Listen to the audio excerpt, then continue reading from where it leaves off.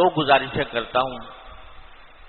ایک یہ کہ آپ حضرات جب اس سال پہلے سبق میں جانے لگیں تو جانے سے پہلے 2 رکعتیں نماز حاجت کے طور پر پڑھیں اور اللہ تبارک و تعالی سے یہ دعا کریں کہ یا اللہ ہم جو کچھ پڑھنا شروع کر رہے ہیں اس کے اندر ہماری نیتوں کو خالص کر دیجیے، ہمیں صدق اور اخلاص کی نعمت عطا فرمائیے.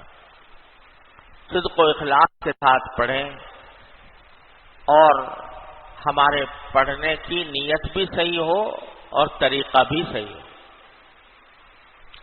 یہ 2 رکعتیں پڑھ کر اللہ تعالیٰ سے دعا کر کے پھر تعلیم کا آغاز کریں. اور ہر روز صبح کو نماز فجر کے بعد اللہ تبارک و تعالی سے جو مسنون دعا ہے وہ بھی کریں. اللہم انی اسألک خیر ھذا الیوم وخیر ما بعدہ واعوذ بک من شر ما فی ھذا الیوم وشر ما بعدہ. اور ساتھ ہی روزانہ یہ دعا کریں کہ یا اللہ آج کا دن جو ہم نے شروع کیا ہے وہ آپ کی رضا کامل کے مطابق گزرے، ہمارا عمل سنت کے مطابق ہو اور اخلاص کے ساتھ ہو، آپ کی رضا کامل کے لیے ہو. یہ کرنے کے بعد پھر سبق میں جائیں.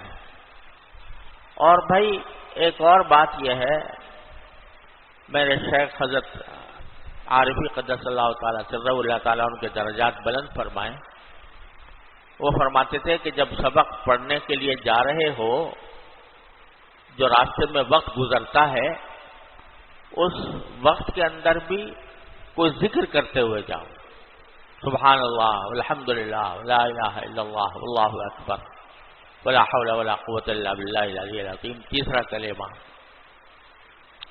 اور زبان سے یا دل میں یہ دعا کرتے ہوئے جاؤ کہ اللہ جو سبق ہے میرے لیے آسان ہو جائے، میرے لیے اس کے سمجھنا بھی آسان ہو جائے، اس کو یاد کرنا بھی آسان ہو جائے اور مجھے اس کا حق ادا کرنے کی بھی توفیق ہو جائے.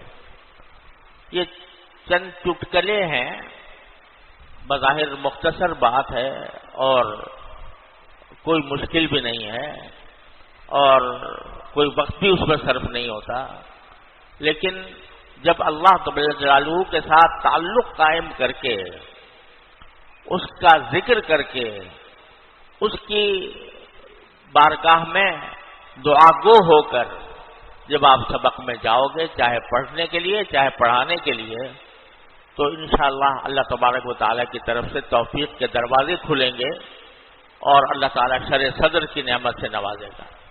اللہ تبارک و تعالیٰ ہم سب کو اس کی توفیق عطا فرمائے. وآخر دعوانا الحمدللہ رب العالمین.